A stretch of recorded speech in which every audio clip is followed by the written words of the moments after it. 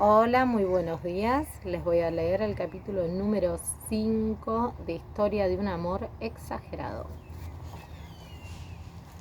Se llama Y esta historia sigue, pero por carta. Y podría decirse que es precisamente aquí donde empieza la segunda parte de esta historia. La parte que la hizo de verdad famosa para siempre en el barrio de Florida. Porque fue entonces cuando empezó el asunto ese de las cartas. Santiago nunca había escrito cartas de amor, ni siquiera cartas, y le daba bastante miedo eso de llenar las hojas blancas con palabras. Las cartas eran bichas medio raras.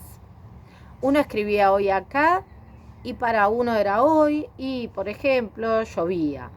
Pero no lo leían hoy, lo leían mañana u otro día, y allá lejos, en un día de sol radiante. Santiago tenía miedo de que, con tanto viaje, las palabras se le marchitaran, que se le pusieran viejas. Por eso la primera carta de amor de Santiago Verón fue muy breve. Te extraño mucho, decía, y se olvidó de la firma. La segunda fue más larga. Teresita, ¿cuándo vas a volver? Siempre me acuerdo de tus ojos largos. Cuando seamos grandes vamos a ir juntos a Singapur, te lo prometo, Santiago. La tercera carta ya tenía más de 100 palabras y hablaba de la tristeza de Florida, del limonero, de las mejillas de bizcocho, de las campanillas azules que crecen junto al terraplén del tren y de Celaya, que era tan, pero tan lejos. A Santiago le empezó a gustar eso de escribir cartas, sobre todo porque Teresita siempre le contestaba. Y las cartas viajaban y viajaban. Las de Santiago iban de Florida a Celaya, cada vez más gordas, reventonas de palabras.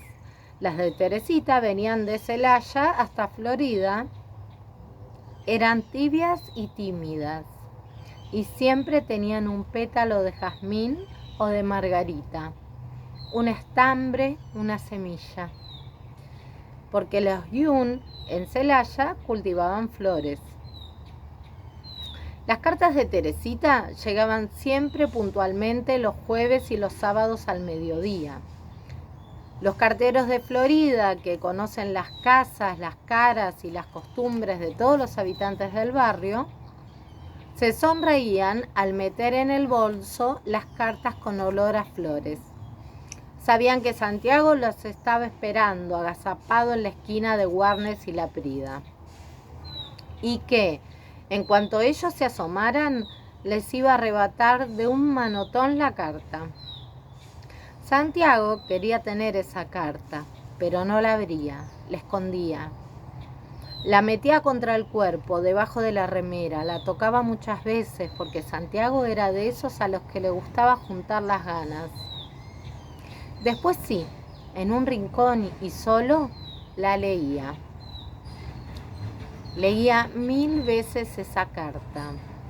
Tantas que podía repetir palabra por palabra, punto por punto, lo que Teresita de Celaya le escribía.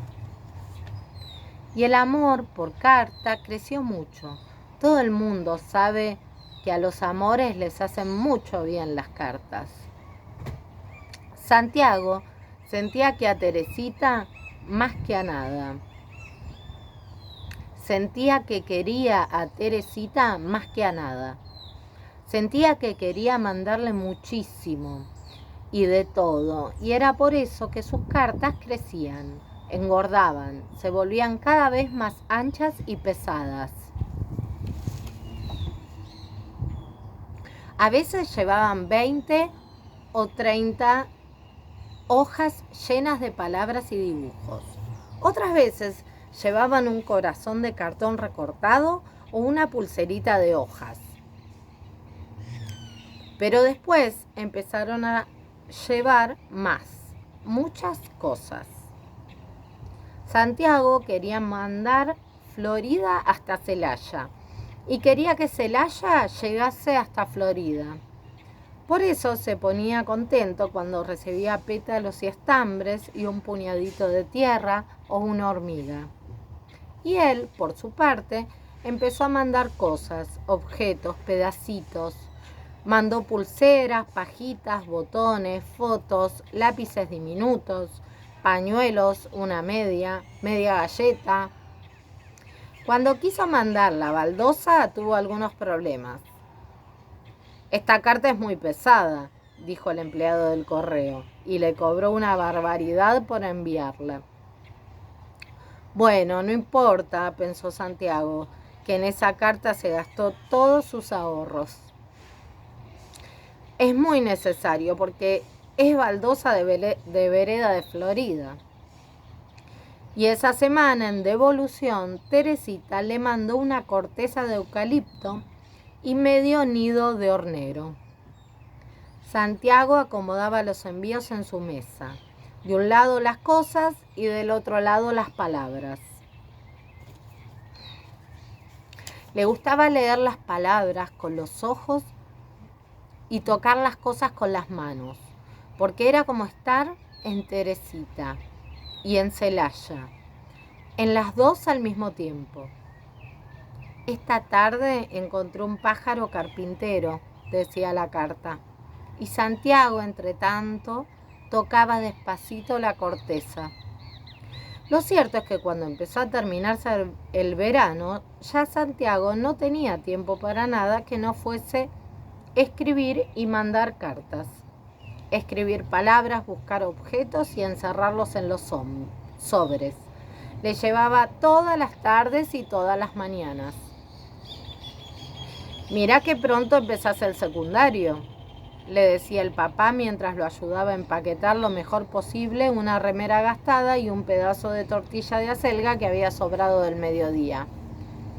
«Santiago, sos muy exagerado».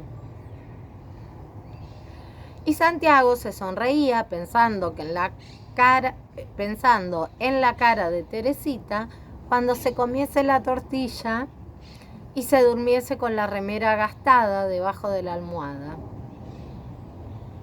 «Esto no puede terminar bien», aseguraba el señor de las baldosas bien barridas cuando se encontraba con Santiago en la cuadra del correo. El correo es un servicio público. Los servicios públicos son una cosa seria. Las cartas de amor muy pesadas no son serias. Son ridículas y exageradas. Las cartas de amor muy pesadas son peligrosas.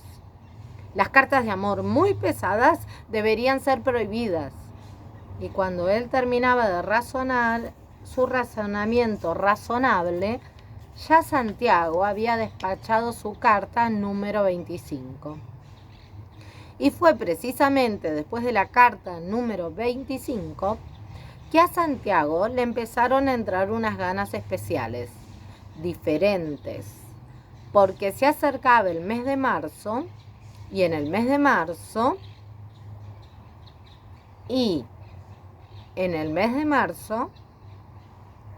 cumplía años Teresita Yum, y los cumplía en Celaya, lejos.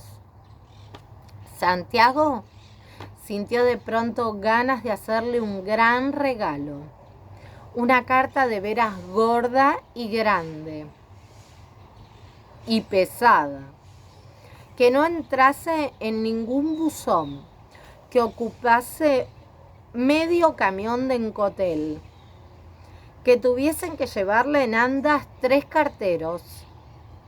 «Faltan 15 días», dijo Santiago, «y hay que empezar a preparar el sobre».